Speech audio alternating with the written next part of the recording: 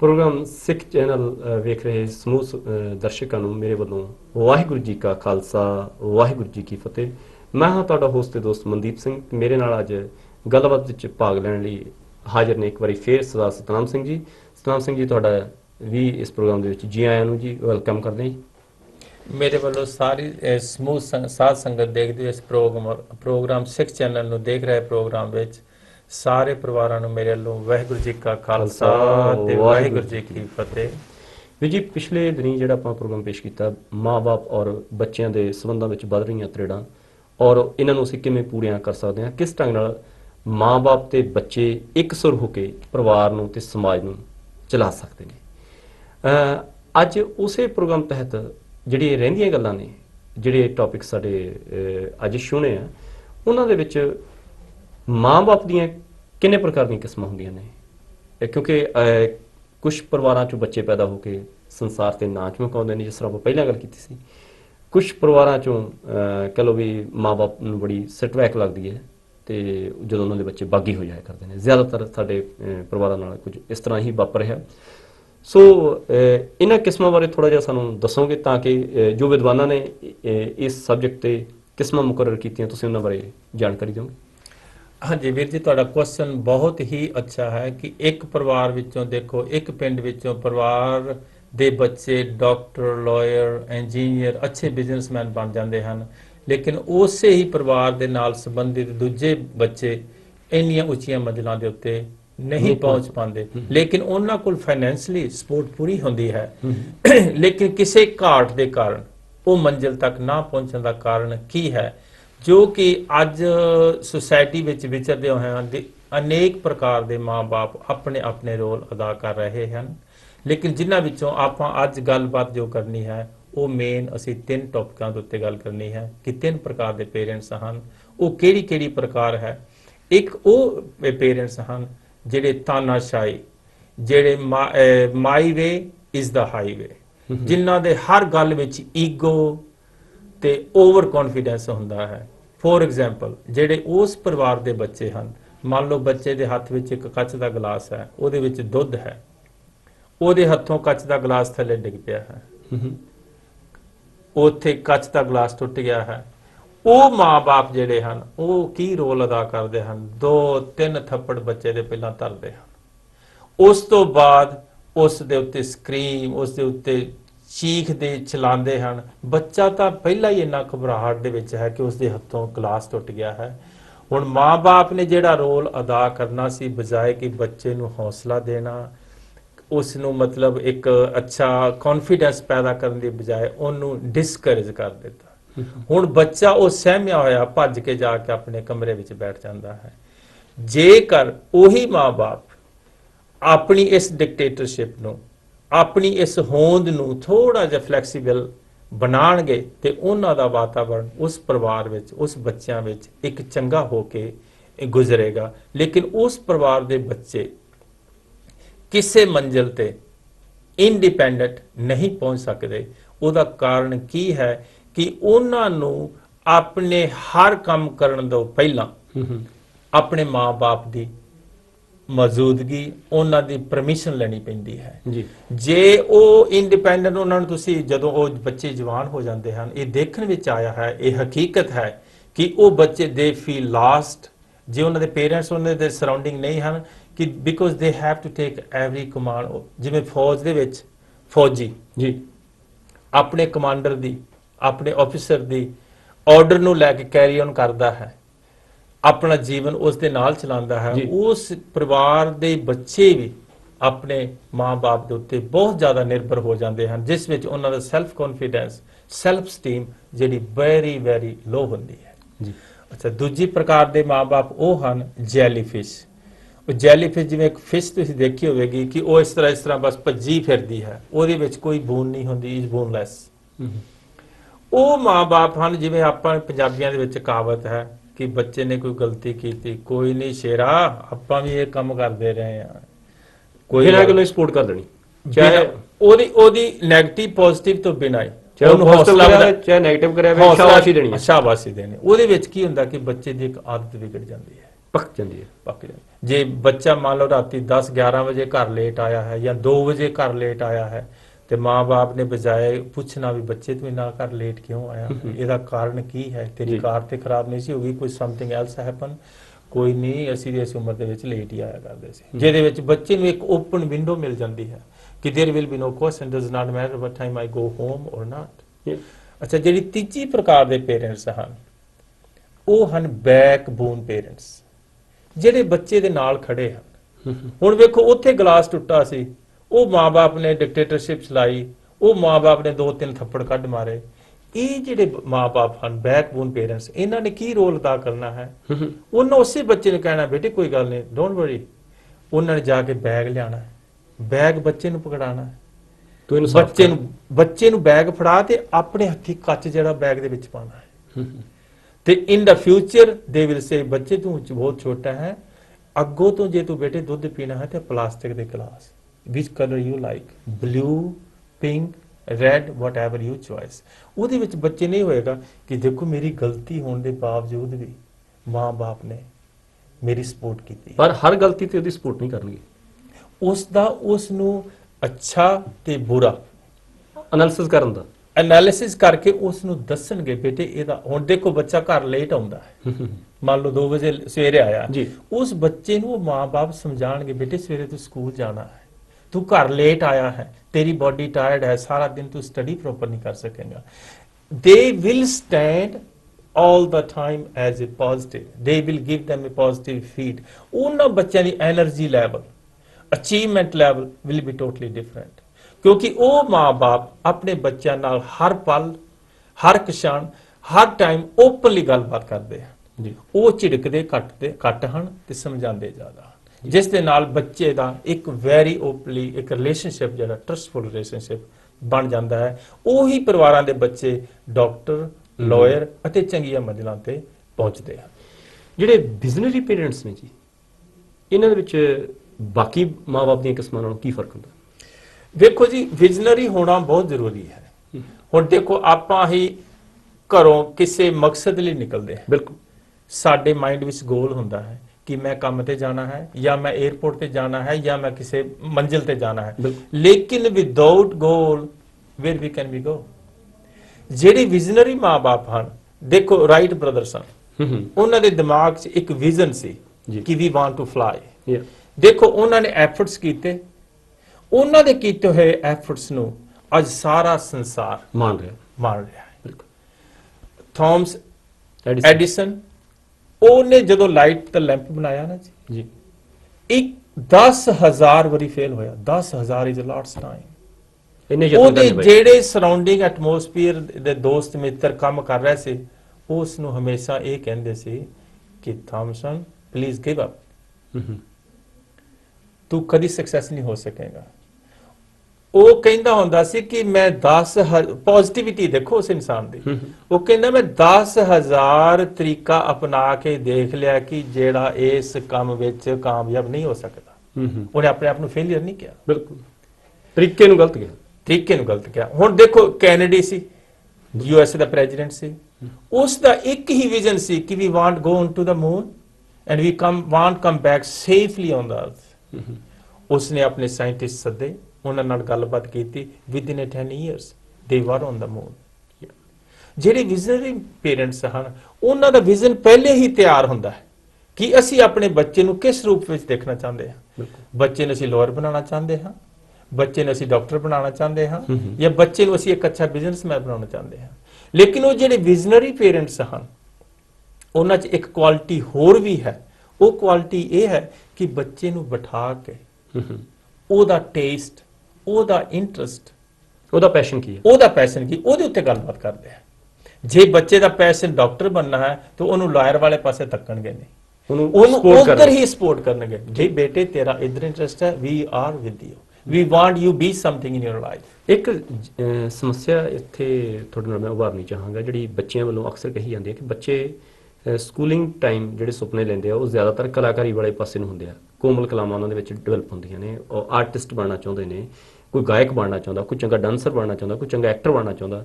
ਪਰ ਮਾਂ-ਬਾਪ ਉਹਨਾਂ ਨੂੰ ਉਸ ਪਾਸਿਓਂ ਹਟਾ ਕੇ ਵੀ ਇਹਨੂੰ ਸ਼ੌਕ ਦੇ ਤੌਰ ਤੇ ਰੱਖ ਲਾ, ਪਰ ਕੰਮ ਤੇਰਾ ਜਿਹੜਾ ਉਹ ਸਟੱਡੀ ਹੈ ਜਿਹੜੀ ਉਹ ਤੇਰੀ ਸਰਜਨ ਲਈ ਹੋਣੀ ਚਾਹੀਦੀ ਹੈ, ਡਾਕਟਰ ਲਈ ਹੋਣੀ ਚਾਹੀਦੀ ਹੈ, ਜਾਂ ਵਕੀਲ, ਜਾਂ ਜਿਸ ਤਰ੍ਹਾਂ ਆਪਾਂ ਕਹਿੰਦੇ ਜਿਹੜੀਆਂ ਪ੍ਰੋਫੈਸ਼ਨਲ ਜੌਬਸ ਨੇ ਉਹਨਾਂ ਵਾਲੇ ਪਾਸੇ ਨੂੰ ਉਹਨਾਂ ਨੂੰ ਧੱਕੇ ਨਾਲ ਤੋਰਦੇ ਆ। ਤੁਸੀਂ ਕੀ ਸਮਝਦੇ, ਠੀਕ ਹੁੰਦਾ ਜੀ? ਦੇਖੋ ਜੀ, ਇਹ ਇੱਕ ਸਾਡੇ ਮਾਂ ਪਿਓ ਦਾ ਆਪਣਾ ਵਿਜ਼ਨ ਹੈ ਜੀ ਕਿ ਅਸੀਂ ਬੱਚੇ ਨੂੰ ਕੀ ਦੇਖਣਾ ਚਾਹੁੰਦੇ, ਇਹ ਸਾਡਾ ਵਿਜ਼ਨ ਹੈ। ਬਿਲਕੁਲ। ਲੇਕਿਨ ਬੱਚਾ ਕੀ ਚਾਹੁੰਦਾ ਹੈ ਉਸ ਦਾ ਡਿਫਰੈਂਟ ਵਿਜ਼ਨ ਹੈ। ਇਹ ਹੁਣ ਦੋ ਵਿਜ਼ਨ ਆਪਸ ਵਿੱਚ ਕ੍ਰੈਸ਼ ਹੋ ਰਿਹਾ ਹੈ। ਇੱਕ ਵਿਜ਼ਨ, ਇੱਕ ਪੈਸ਼ਨ। ਇਹ ਜਦੋਂ ਕ੍ਰੈਸ਼ ਹੋਣਗੇ ਉਹਦੇ ਵਿੱਚੋਂ ਰਿਜ਼ਲਟ ਜਿਹੜੇ ਨੇ ਬਹੁਤ ਮਾੜੇ ਨਿਕਲਣਗੇ, ਬਜਾਏ ਕਿ ਅਸੀਂ ਆਪਣੇ ਵਿਜ਼ਨ ਨੂੰ ਉਹਦੇ ਪੈਸ਼ਨ ਵਿੱਚ ਮਿਕਸ ਕਰਕੇ ਉਹਦੀ ਸਪੋਰਟ ਕਰਾਂਗੇ। ਭਾਵੇਂ ਉਹਦਾ ਪੈਸ਼ਨ ਕੋਈ ਵੀ ਹੈ, ਭਾਵੇਂ ਉਹ ਕਲਾਕਾਰ ਬਣਨਾ ਚਾਹੁੰਦਾ ਹੈ, ਭਾਵੇਂ ਉਹ ਆਰਟਿਸਟ ਬਣਨਾ ਚਾਹੁੰਦਾ ਹੈ, ਜਿਸ ਫੈਸ਼ਨ ਵਿੱਚ ਉਹਦਾ ਇੰਟਰਸਟ ਹੈ, ਅਗਰ ਅਸੀਂ ਉਹਦੇ ਇੰਟਰਸਟ ਨੂੰ ਸਪੋਰਟ ਕਰਾਂਗੇ then he will be one day will be success in his fashion। ਜੀ ਬਹੁਤ ਵਧੀਆ ਵੀਰ ਜੀ। ਇਹ ਇੱਕ ਬੜੀ ਵੱਡੀ ਸਮੱਸਿਆ ਮਾਂ-ਬਾਪ ਨੂੰ ਵੀ ਆਉਂਦੀ ਹੈ ਤੇ ਬੱਚਿਆਂ ਨੂੰ ਵੀ ਆਉਂਦੀ ਹੈ ਜਦੋਂ ਉਹ ਯੰਗ ਏਜ ਚੋਂ ਨਿਕਲ ਕੇ, ਜਿਵੇਂ ਕਹ ਲਓ, ਆਪਣੇ ਸੁਪਨਿਆਂ ਦੀ ਪੂਰਤੀ ਲਈ ਮੈਦਾਨ 'ਚ ਨਿੱਤਰਦੇ ਨੇ, ਫਾਈਨੈਂਸ਼ੀਅਲ ਪਲੈਨਿੰਗ ਦੀ। ਇਹਦੇ ਨਾਲ ਨਾਲ ਇੱਕ ਦੂਸਰੇ ਪਾਸੇ ਲੈਕ ਆਫ ਫਾਈਨੈਂਸ਼ੀਅਲ ਪਲੈਨਿੰਗ ਕਰਕੇ ਉਹ ਹੈਂਡੀਕੈਪ ਵੀ ਬਣ ਜਾਂਦੇ। ਕਈ ਵਾਰੀ ਮਾਂ-ਬਾਪ ਉਹਨਾਂ ਲਈ ਲੋੜੋਂ ਵਾਲਾ ਐਫਰਟ ਕਰਦੇ ਆ ਪਰ ਉਹ ਕੁਝ ਵੀ ਕਰਨ ਦੇ ਯੋਗ ਨਹੀਂ ਬਣ ਸਕਦੇ। ਇਹਨਾਂ ਦੋ ਵੱਖੋ ਵੱਖਰੀਆਂ ਸਿਚੁਏਸ਼ਨ ਨੂੰ ਤੁਸੀਂ ਕਿਵੇਂ ਵੇਖਦੇ ਹੋ? ਆ ਜਿਹੜਾ ਫਾਈਨੈਂਸਿੰਗ ਪਲੈਨਿੰਗ ਵਾਲਾ ਕੁਐਸਚਨ ਹੈ, ਇਹ ਇਜ਼ ਦਾ ਬੂਨ ਫॉर ਸਕਸੈਸ। ਸਾਡੀ ਫਾਈਨੈਂਸਿੰਗ ਪਲੈਨਿੰਗ ਦੀ ਘਾਟ ਹੋਣ ਦੇ ਕਾਰਨ ਅਸੀਂ ਬਹੁਤੀ ਜ਼ਿੰਦਗੀ ਵਿੱਚ ਕਾਮਯਾਬੀਆਂ ਹਾਸਲ ਨਹੀਂ ਕਰ ਸਕੇ। ਆਰਥਿਕ ਪੱਖ ਤੇ ਸਾਡਾ ਜ਼ਿਆਦਾ ਸਮਾਂ ਲੱਗਦਾ ਜ਼ਿੰਦਗੀ ਦਾ। ਬਿਲਕੁਲ ਸਹੀ ਗੱਲ ਤੁਹਾਡੀ। ਤੇ ਇਹ ਕਦੋਂ ਤੋਂ ਸ਼ੁਰੂ ਹੋ ਜਾਣੀ ਚਾਹੀਦੀ ਹੈ? ਇਹ ਦੇਖੋ ਜੀ, ਜਿਵੇਂ ਆਪਾਂ ਪਿਛਲੇ ਪ੍ਰੋਗਰਾਮ ਵਿੱਚ ਗੱਲ ਕੀਤੀ ਸੀ ਕਿ ਪੈਰਾਡਾਈਮ ਇਨ ਦਾ अर्ਲੀ ਏਜ, ਜਦੋਂ ਬੱਚਾ ਛੋਟਾ ਹੀ ਹੈ, ਮੰਨ ਲਓ ਉਹਨੂੰ ਤੁਹਾਡੇ ਘਰ ਉਹਦਾ ਜਨਮ ਦਿਨ ਮਨਾਇਆ, ਉਹ ਜਨਮ ਦਿਨ ਦੇ ਉੱਤੇ ਉਹਦੇ ਕੋਲ $500-400 ਜਾਂ $1000 whatever number is there, right. ਹੁਣ ਬੱਚੇ ਨੂੰ ਉਹ $1000 ਟੇਬਲ ਤੇ ਰੱਖ ਕੇ ਉਹਨੂੰ ਪਲੈਨਿੰਗ ਬਣਾਓ ਦੀ, ਅੱਜ ਤੋਂ ਹੀ, ਬਚਪਨ ਤੋਂ ਹੀ, ਛੋਟੀ ਏਜ ਦੇ ਵਿੱਚ ਹੀ ਉਹਨੂੰ ਇਸ ਪਾਸੇ ਉਹਦਾ ਰੁਜ਼ਗਾਰ, ਉਹਦਾ ਰੁਝਾਨ, ਉਹਦਾ ਇੰਟਰਸਟ ਪੈਦਾ ਕਰੋ। ਦੇਖੋ, ਜਿਹੜੇ ਸਿਆਣੇ ਲੋਕ ਹਨ ਉਹ ਕੀ ਕਰਦੇ ਹਨ, ਉਹ ਇੱਕ ਮੈਂ ਸੈਮੀਨਾਰ ਵਿੱਚ ਗਿਆ, ਉਹਨਾਂ ਨੇ ਬੜੇ ਅੱਛੇ ਤਰੀਕੇ ਦੇ ਨਾਲ ਇਸ ਚੀਜ਼ ਨੂੰ ਸਮਝਾਉਣ ਦੀ ਕੋਸ਼ਿਸ਼ ਕੀਤੀ। ਉਹਦੇ ਵਿੱਚ ਕੀ ਕੀਤਾ, ਉਹ ਜਿਹੜਾ ਸਪੀਕਰ ਸੀ ਉਸਨੇ ਕਿਹਾ ਕਿ ਬੱਚੇ ਨੂੰ ਕਾਰ 'ਚ ਬਿਠਾ ਕੇ ਬਿਲਕੁਲ ਇੱਕ ਵਾਰੀ ਸ਼ਹਿਰ ਦੇ ਉਸ ਪਾਸੇ ਲੈ ਕੇ ਜਾਓ ਜਿੱਥੇ ਗਰੀਬ ਲੋਕ, ਜਿੱਥੇ ਪਲੀਜ਼ ਹੈਂਡ ਟੂ ਮਾਊਥ ਰਹਿੰਦੇ ਨੇ, ਜਿਹੜੇ ਜ਼ਮੀਨ ਤੇ ਸੌਂਦੇ ਨੇ, ਜਿਨ੍ਹਾਂ ਕੋਲ ਰਹਿਣ ਨੂੰ ਸਿਰ ਤੇ ਛੱਤ ਵੀ ਨਹੀਂ ਹੈ, ਤੇ ਉਹਨੂੰ ਉਹ ਜੀਵਨ ਦਿਖਾਓ। ਦੂਸਰੀ ਵਾਰੀ ਉਸੇ ਬੱਚੇ ਨੂੰ ਕਾਰ 'ਚ ਬਿਠਾ ਕੇ ਸ਼ਹਿਰ ਦਾ ਦੂਜਾ ਪਾਸਾ ਵਿਖਾਓ ਜਿੱਥੇ ਅਲੀਸ਼ਾਨ ਬੰਗਲੇ ਹਨ, ਸੁੰਦਰ ਕਾਰਾਂ ਹਨ, ਚੰਗੇ ਪਰਿਵਾਰ ਆਪਣਾ ਜੀਵਨ ਬਤੀਤ ਕਰ ਰਹੇ ਹਨ, ਅੱਛੀ ਉਹਨਾਂ ਦੇ ਹਾਸੇ ਖੇਡ ਦੀ ਆਵਾਜ਼ ਘਰਾਂ 'ਚੋਂ ਆ ਰਹੀ ਹੈ। ਹੁਣ ਬੱਚੇ ਨੂੰ ਲਿਆ ਕੇ ਤੁਸੀਂ ਟੇਬਲ ਤੇ ਬਿਠਾ ਕੇ ਉਹਦੇ ਨਾਲ ਗੱਲਬਾਤ ਕਰੋ। ਬੇਟੇ ਦੇਖ, ਜਿਨ੍ਹਾਂ ਨੇ ਫਾਈਨੈਂਸਿੰਗ ਪਲੈਨਿੰਗ ਬੈਟਰ ਬਣਾਈ ਸੀ, they are living on this side, and ਜਿਹੜੇ ਬੱਚਿਆਂ ਨੇ spend every penny on their Nintendo, on their other things, they are living on this side, is your decision। ਪਰ as a ਮਾਂ-ਬਾਪ ਤੁਸੀਂ ਬੱਚੇ 'ਚ ਅਵੇਅਰਨੈਸ ਜ਼ਰੂਰ ਪੈਦਾ ਕਰੋ। ਬੱਚੇ ਨੂੰ ਇਹ ਇੱਕ ਦ੍ਰਿਸ਼ ਦਿਖਾਓਗੇ ਤੇ ਬੱਚੇ ਨੂੰ ਇਸ ਪਾਸੇ ਤੁਰਨ ਵਿੱਚ ਮਾਂ-ਬਾਪ ਦਾ ਬਹੁਤ ਵੱਡਾ ਹੀ ਸਹਿਯੋਗ ਹੋਵੇਗਾ। ਲੇਕਿਨ ਹੁਣ ਬੱਚੇ ਦੇ ਕੋਲ ਉਹ $1000 ਜਨਮ ਦਿਨ ਦਾ ਆ ਗਿਆ ਹੈ, ਉਸ ਨੂੰ ਤਿੰਨਾਂ ਹਿੱਸਿਆਂ ਵਿੱਚ ਡਿਵਾਈਡ ਕਰੋ ਜੀ। ਪਹਿਲਾ ਹਿੱਸਾ ਕਿਹੜਾ ਹੈ, ਉਹਨੂੰ ਕਹੋ ਬੀ ਪੇ ਯੂਅਰਸੈਲਫ ਫਸਟ। ਆ ਜਿਹੜੇ 20% ਹੈ, ਇਸ ਨੂੰ ਬੈਂਕ ਵਿੱਚ ਰੱਖੋ ਜੀ, ਇਸ ਨੂੰ ਕੰਪਾਊਂਡ ਇੰਟਰਸਟ ਨਾਲ ਲੈਟ them ਟੂ ਗਰੋ। ਉਹ ਅਜੇ ਬੱਚਾ 5 ਸਾਲ ਦਾ ਜਾਂ 10 ਸਾਲ ਦਾ ਜਾਂ 20 ਸਾਲ ਦਾ ਹੈ, ਉਸ ਨੂੰ light them grow next 20 30 40 years। ਉਸ ਨੂੰ ਡੋਨੇਸ਼ਨ ਵਾਲੇ ਪਾਸੇ 10%। ਹੁਣ ਵੇਖੋ, ਡਾਲਰ ਚੋਂ ਇੱਕ ਨਿਕਲ 10 ਸੈਂਟ ਦੇਣੇ ਇਜ਼ ਵੈਰੀ ਈਜ਼ੀ, ਪਰ ਜਦੋਂ 1000 ਚੋਂ 100 ਦੇਣਾ ਥੋੜਾ ਜਿਹਾ ਔਖਾ ਲੱਗੇਗਾ। ਲੇਕਿਨ ਜਦੋਂ ਲੱਖ ਦੇ ਵਿੱਚੋਂ 10000 ਦੇਣਾ, ਉਹ ਥੋੜਾ ਜਿਹਾ ਹੋਰ ਔਖਾ ਲੱਗੇਗਾ। ਲੇਕਿਨ ਜੇ ਤੁਸੀਂ ਉਹਦੀ ਫਾਊਂਡੇਸ਼ਨ ਸਟਾਰਟਿੰਗ ਤੋਂ ਹੀ ਬਣਾ ਦਿਓਗੇ, it will be part of his habit. ਤੇ ਜਿਹੜਾ 70% ਪੈਸਾ ਉਸ ਨੂੰ ਕਹੋ you can spend on your own needs. ਹੁਣ ਦੇਖੋ, ਅਮੀਰੀ ਤੇ ਗਰੀਬੀ ਦਾ ਗੈਪ ਪੈਂਦਾ ਕਿੱਥੋਂ ਹੈ ਜੀ। ਜਿਹੜੇ ਅੱਛੇ ਘਰਾਂ ਦੇ ਲੋਕ ਹਨ, ਜਿਹੜੇ ਪੜ੍ਹੇ ਲਿਖੇ ਮਾਂ-ਬਾਪ ਹਨ, ਉਹ ਆਪਣੇ ਬੱਚੇ ਨੂੰ ਸ਼ੁਰੂ ਤੋਂ ਹੀ ਫਾਈਨੈਂਸ਼ੀਅਲ ਪਲੈਨਿੰਗ ਬਾਰੇ, ਮਨੀ ਦੀ ਅਹਿਮੀਅਤ ਬਾਰੇ ਸਮਝਾਉਣਾ ਸ਼ੁਰੂ ਕਰ ਦਿੰਦੇ ਹਨ, ਕਿਉਂਕਿ ਉਹਨਾਂ ਵਿੱਚ ਆਪਣੇ ਵਿੱਚ ਇੰਨੀ ਅਵੇਅਰਨੈਸ ਹੁੰਦੀ ਹੈ। ਉਹ ਦੱਸਦੇ ਹਨ ਬੱਚੇ ਨੂੰ ਕਿ ਇਨਵੈਸਟ ਫਰਸਟ ਦੈਨ ਸਪੈਂਡ। ਜੀ। ਤੇ ਜਿਹੜੀ ਐਵਰੇਜ ਲੋਕ ਹਨ ਉਹ they live from pay check to pay cheque, they spend first Then- and nothing left for invest. That's why there is a big gap between poverty and the richness. ਅਕਸਰ ਕਿਹਾ ਜਾਂਦਾ ਪੈਸਾ, ਧਨ ਅਤੇ ਦੌਲਤ, ਇਹ ਤਿੰਨ ਵੇਖਣ ਨੂੰ ਸ਼ਬਦ ਇੱਕੋ ਜਿਹੇ ਲੱਗਦੇ ਆ, ਪਰ ਇਹਨਾਂ 'ਚ ਫਰਕ ਹੈ। ਪੈਸਾ ਉਹ ਹੈ ਜੋ ਅਸੀਂ ਡੇਲੀ, ਜਿਵੇਂ ਕਹ ਲਓ usually pay check to pay check earn ਕਰਦੇ ਹਾਂ। ਇਹ ਸਾਡਾ ਜੋ ਅਰਨ ਕਰਕੇ ਲਿਆਉਂਦੇ ਹਾਂ, ਇਹ ਸਾਡਾ ਪੈਸਾ ਹੈ। ਪੈਸੇ ਦੇ ਵਿੱਚੋਂ ਆਪਣੀਆਂ ਡੇਲੀ ਜਿਹੜੇ ਖਰਚੇ, ਸਪੈਂਡਿੰਗਸ ਕਰਨ ਤੋਂ ਬਾਅਦ ਜਿਹੜੀ ਬਚਤ ਹੁੰਦੀ ਹੈ, ਉਹਨੂੰ ਅਸੀਂ ਧਨ ਮੰਨਦੇ ਹਾਂ। ਉਹ ਧਨ ਨੂੰ ਬਚਾ ਕੇ ਕਿਤੇ ਇਨਵੈਸਟ ਕਰ ਦੇਣਾ, ਚਾਹੇ ਕੋਈ ਸੋਨਾ ਲੈ ਲਿਆ, ਜਾਂ ਕਿਸੇ ਪਲਾਟ ਚਲਾਤਾ, ਜਾਂ ਕਿਸੇ ਸ਼ੇਅਰਾਂ ਚਲਾਤਾ, ਜਾਂ ਕਿਸੇ ਆਪਾਂ ਕਹਿੰਦੇ ਕੰਪਾਊਂਡ ਇੰਟਰਸਟ ਗੇਨਿੰਗ ਚਲਾਤਾ। ਸਮਾਂ ਪਾ ਕੇ ਜਿਹੜਾ ਉਹ ਟਰੀ ਬਣਦਾ, ਜਿਹੜਾ ਬੀਜ ਰੂਪ 'ਚ ਧਨ ਲਾਇਆ ਸੀ, ਉਹ ਜਿਹੜੀ ਬਣਦੀ ਆ ਉਹ ਦੌਲਤ ਬਣਦੀ ਆ। ਅੱਜ ਜਿਹੜੇ 20-30 ਸਾਲ ਪਹਿਲਾਂ ਜਿਹੜੇ ਲੋਕਾਂ ਨੇ ਪਲਾਟ ਲਏ ਆ, ਕਿਸੇ ਨੇ ਕੁਝ ਹਜ਼ਾਰਾਂ 'ਚ ਲਿਆ, ਅੱਜ ਕਈ ਲੱਖਾਂ ਦੇ ਆ ਤੇ ਕੁਝ ਕਰੋੜਾਂ ਤੱਕ ਪਹੁੰਚ ਚੁੱਕੇ। ਬਿਲਕੁਲ ਸਹੀ ਗੱਲ ਤੁਹਾਡੀ। ਤੋ ਉਹਨਾਂ ਦਾ ਉਸ ਸਮੇਂ ਦਾ ਲਾਇਆ ਹੋਇਆ ਧਨ ਰੂਪੀ ਬੀਜ ਅੱਜ ਦੌਲਤ ਰੂਪੀ ਰੁੱਖ ਬਣ ਚੁੱਕਿਆ। ਬਿਲਕੁਲ ਸਹੀ ਗੱਲ। ਇਟ ਟੇਕਸ ਟਾਈਮ, ਪਰ ਇਹ ਪੈਸਾ, ਧਨ ਅਤੇ ਦੌਲਤ ਦੀ ਜਿਹੜੀ ਆਪਾਂ ਕਹਿ ਲਓ ਇਨਵੈਸਟਮੈਂਟ ਥਿਊਰੀ ਹੈ, ਉਹ ਸਾਰੀ ਜਗ੍ਹਾ ਲਗਭਗ ਸੇਮ ਹੀ ਹੈ, ਮੁਲਕ ਜਿਹੜਾ ਮਰਜ਼ੀ ਹੋਵੇ। ਸੋ ਵੀਰ ਜੀ, ਜਿਹੜਾ ਪੈਸ਼ਨ ਹੈ, ਬੱਚਿਆਂ ਦੇ ਪੈਸ਼ਨ ਦੀ ਕਿੰਨੀ ਕੁ ਅਹਿਮੀਅਤ ਹੈ? ਮਾਂ-ਬਾਪ ਨੂੰ ਉਹਨਾਂ ਦੇ ਪੈਸ਼ਨ ਪ੍ਰਤੀ ਕਿੰਨੇ ਕੁ ਸੁਹਿਰਦ ਹੋਣ ਦੀ ਲੋੜ ਹੈ, ਜਾਂ ਬੱਚਿਆਂ ਦੇ ਪੈਸ਼ਨ ਨੂੰ ਸਮਝ ਕੇ ਉਸ ਪ੍ਰਤੀ ਸਪੋਰਟ ਕਰਨ ਦੀ ਤੁਸੀਂ ਕੀ ਸਮਝਦੇ? ਦੇਖੋ ਜੀ, ਇੱਕ ਕੰਮ ਹੁੰਦਾ ਦਿਲ ਦੀ ਖੁਸ਼ੀ ਨਾਲ ਜੀ, ਇੱਕ ਕੰਮ ਹੁੰਦਾ ਫੋਰਸ ਨਾਲ ਜੀ। ਜਿਹੜਾ ਫੋਰਸ ਨਾਲ ਕੰਮ ਕੀਤਾ ਜਾਏਗਾ, you can do only so much. ਜਿਹੜਾ ਤੁਹਾਡੇ ਦਿਲ ਦੀ ਖੁਸ਼ੀ ਨਾਲ, ਤੁਹਾਡੇ ਦਿਲ ਦੀ ਆਵਾਜ਼ ਵਿੱਚੋਂ ਕੰਮ ਪੈਦਾ ਹੋਏਗਾ, ਉਹਦੇ ਵਿੱਚ ਤੁਹਾਡੀ ਪਰਸਨਲ ਰੁਚੀ ਹੋਏਗੀ, ਉਹਦੇ ਵਿੱਚ ਮਾਂ-ਬਾਪ ਨੂੰ ਘੱਟ ਫੋਰਸ ਕਰਨਾ ਪਏਗਾ, ਬੇਟਾ sit down and do your homework. ਉਹ ਜਿਹੜਾ ਪੈਸ਼ਨ ਹੈ ਨਾ, ਉਹਨੂੰ ਬੱਚਾ ਲੈ ਕੇ ਇੱਕ ਵਿਜ਼ਨਰੀ, ਹੁਣ ਜਿਵੇਂ ਆਪਾਂ ਪਹਿਲੇ ਗੱਲ ਕੀਤੀ ਹੈ ਕਿ ਰਾਈਟ ਬ੍ਰਦਰਸ, ਉਹਨਾਂ ਦਾ ਪੈਸ਼ਨ ਸੀ we want to be fly. John Kennedy ਦੇ ਦਿਮਾਗ ਵਿੱਚ ਇੱਕ ਸਟਰੋਂਗ ਵਿਜ਼ਨ ਆਇਆ ਕਿ we want to go on the moon. ਉਹ ਜਿਹੜੇ ਮਕਸਦ ਹਨ, ਜੇ ਉਹ ਮਕਸਦ ਨੂੰ, ਬੱਚੇ ਦੇ ਉਸ ਮਕਸਦ ਨੂੰ ਮਾਂ-ਬਾਪ ਇੱਕ ਚੰਗੀ ਸਪੋਰਟ ਦੇਣ, ਤੇ ਬੱਚੇ ਨੂੰ ਉਹ ਮੰਜ਼ਿਲ ਤੇ ਪਹੁੰਚਾਉਣ ਵਿੱਚ, ਥੋੜੇ ਟਾਈਮ ਵਿੱਚ ਪਹੁੰਚਾਉਣ ਵਿੱਚ ਬਹੁਤ ਜ਼ਿਆਦਾ ਸਹਿਯੋਗੀ ਹੋ ਸਕਦੇ ਆ। ਜੀ। ਇੱਕ ਹੈ ਸਵਾਲ ਅੱਜ ਦਾ ਯੂਥ ਲਈ, ਜੋ ਕਿ ਮੇਰੇ ਵੱਡੇ ਵੀਰ ਜੀ ਨੇ ਭੇਜਿਆ, ਕਿ ਅੱਜ ਕੱਲ੍ਹ ਯੂਥ ਜਿਹੜਾ ਖਾਸ ਕਰ ਇਹਨਾਂ ਮੁਲਕਾਂ ਦੇ ਵਿੱਚ ਜਿਹੜਾ ਪੈਦਾ ਹੋਇਆ, ਉਹ ਗੁਰਦੁਆਰਿਆਂ ਤੋਂ ਨਾਦਾਰ ਦਾ, ਉਹ ਸੰਗਤ ਵਿੱਚ ਜਾ ਕੇ ਰਾਜੀ ਨਹੀਂ। ਇਹਦਾ ਕੀ ਕਾਰਨ ਸਮਝਦੇ? ਵੀਰ ਜੀ, ਇਹ ਸਾਰੀ ਹੀ ਸਾਡੀ ਅਵੇਅਰਨੈਸ ਦੀ ਘਾਟ ਹੈ। ਸਾਡੇ ਵਿੱਚ ਇੱਕ ਈਗੋ ਇੰਨਾ ਵੱਡਾ ਰੋਲ ਅਦਾ ਕਰ ਰਿਹਾ ਹੈ ਕਿ ਅਸੀਂ ਸਮਝਦੇ ਹਾਂ ਕਿ ਜੋ ਸੁਸਾਇਟੀ ਵਿੱਚ ਅਸੀਂ ਕੰਮ ਕਰ ਸਕਦੇ ਹਾਂ, ਉਹ ਬੱਚੇ ਨਹੀਂ ਕਰ ਸਕਦੇ। ਲੇਕਿਨ ਇਹ ਸਾਡੀ ਅਗਿਆਨਤਾ ਹੈ। ਬੱਚੇ they are 10 time more intelligent than ਅਸ।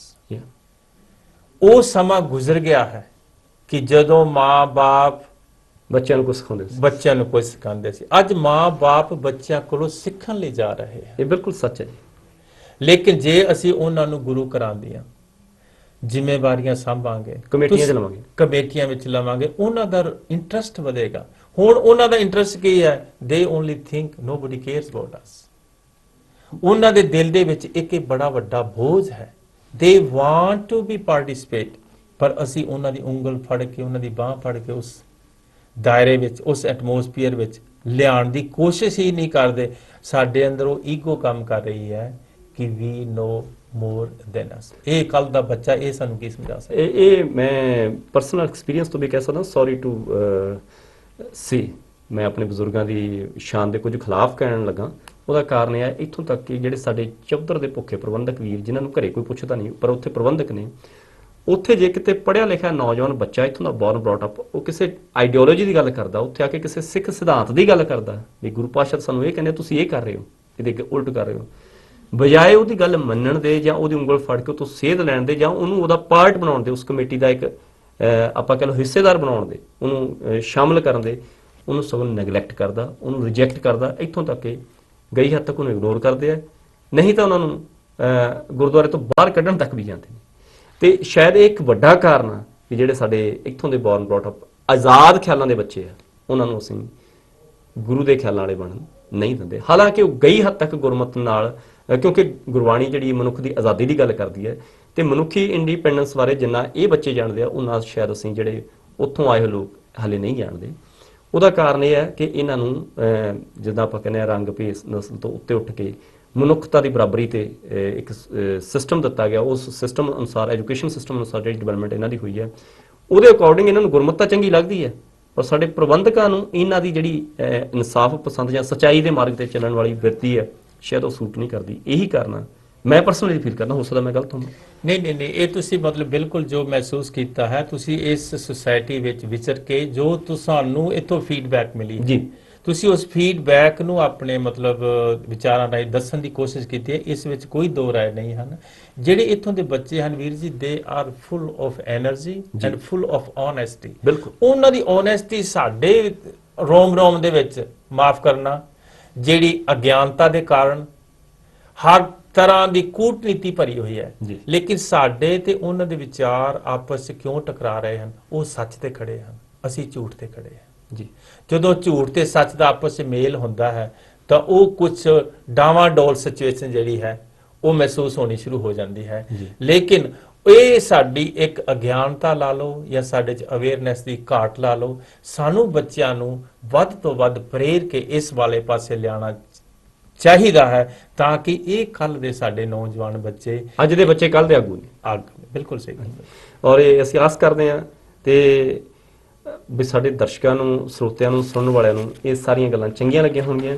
ਇੱਕ ਤੁਹਾਡੇ ਤੋਂ ਮੈਂ ਅਖੀਰ ਦੇ ਵਿੱਚ ਪੁੱਛਣਾ ਚਾਹਾਂਗਾ ਜੀ, ਅਨਕੰਡੀਸ਼ਨਲ ਲਵ ਜਿਹੜਾ ਬੱਚੇ ਐਕਸਪੈਕਟ ਕਰਦੇ ਸਭ ਤੋਂ ਮਾਪਿਓ ਤੋਂ, ਬਿਨਾਂ ਸ਼ਰਤ ਪਿਆਰ, ਇਹਦੇ ਬਾਰੇ ਤੁਸੀਂ ਕੀ ਕਹਿਣਾ ਚਾਹੋਗੇ? ਕਿ ਇਹ ਬੱਚਿਆਂ ਦੀ ਬੜੀ ਸ਼ਿਕਾਇਤ ਹੈ ਕਿ ਸਾਨੂੰ ਮਾਂ-ਬਾਪ ਪਿਆਰ ਤਾਂ ਕਰਦੇ ਆ ਪਰ ਨਾਲ ਸ਼ਰਤਾਂ ਲਾਉਂਦੇ ਆ।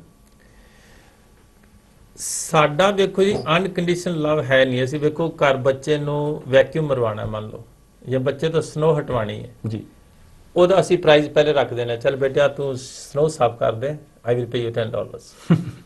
ਉਹ ਪਿਆਰ ਨਹੀਂ ਹੈ, ਉਹ ਅਸੀਂ ਉਹਦੇ ਤੋਂ ਇੱਕ ਕੰਮ ਮਜਬੂਰੀ ਵਿੱਚ ਕਰਾਇਆ ਹੈ। ਅਨਕੰਡੀਸ਼ਨਲ ਲਵ ਇਹ ਹੈ ਕਿ ਬੱਚੇ ਨੂੰ ਵੀ ਅਸੀਂ ਉਹਨੂੰ ਸਵੀਕਾਰ ਬਿਨਾਂ ਕੰਡੀਸ਼ਨ ਤੋਂ, ਬਿਨਾਂ ਕਿਸੇ ਮਤਲਬ ਆਧਾਰੇ ਤੋਂ ਅਸੀਂ ਉਹਨੂੰ ਪਿਆਰ ਕਰੀਏ, ਬੱਚੇ ਨੂੰ ਮਹਿਸੂਸ ਹੋਵੇ। ਹੁਣ ਬੱਚਾ ਦੇਖੋ ਕਿਧਰੇ ਰਾਤੀ ਲੇਟ ਆਇਆ ਹੈ, ਬਜਾਏ ਕਿ ਅਸੀਂ ਉਹਦੇ ਉੱਤੇ ਚਿੜਾਪਣ ਦਿਖਾਈਏ ਜਾਂ ਉਹਦੇ ਉੱਤੇ ਗੁੱਸੇ ਹੋਈਏ ਜਾਂ ਉਹਦੇ ਨੂੰ ਮੈਡ ਹੋਈਏ ਕਿ ਤੂੰ ਇੰਨਾ ਬੇਟੇ ਲੇਟ ਕਿਉਂ ਆਇਆ ਹੈ, ਉਸ ਤੱਕ ਪਹਿਲੇ ਸਭ ਤੋਂ ਪਹਿਲੇ ਕਾਰਨ ਪੁੱਛੋ, ਬੇਟੇ ਵਾਈ ਯੂ ਕੇਮ ਲੇਟ? ਕਾਰ ਤੇਰੀ ਬ੍ਰੋਕਡਾਊਨ ਹੋ ਗਈ ਸੀ ਜਾਂ ਕੋਈ ਐਸਾ ਐਟਮੋਸਫੀਅਰ ਪੈਦਾ ਹੋ ਗਿਆ ਸੀ ਕਿ ਅਸੀਂ ਹਰ ਪਿਆਰ ਦੇ ਪਿੱਛੇ ਕੋਈ ਨਾ ਕੋਈ ਕੁੰਡੀ ਰੱਖੀ ਹੋਈ ਹੈ ਕਿ ਜੇ ਬੇਟਾ ਸਾਡਾ ਆ ਕੰਮ ਕਰ ਦੇਗਾ then we are with you, ਤੇ ਜੇ ਤੂੰ ਆ ਕੰਮ ਨਾ ਕੀਤਾ ਤਾਂ then we are not with you. ਇਹ ਇੱਕ ਮਾਂ-ਬਾਪ ਤੇ ਬੱਚੇ ਦੇ ਗੂੜ ਸੰਬੰਧਾਂ ਦੇ ਵਿੱਚ ਇੱਕ ਰੁਕਾਵਟ, ਜਿਹੜੀ ਸਮਝੌਤੇਬਾਜ਼ੀ ਹੈ। ਸਮਝੌਤੇ, ਸਾਡਾ ਪਿਆਰ ਸਮਝੌਤੇ ਤੇ ਖੜਾ। ਠੀਕ ਹੈ।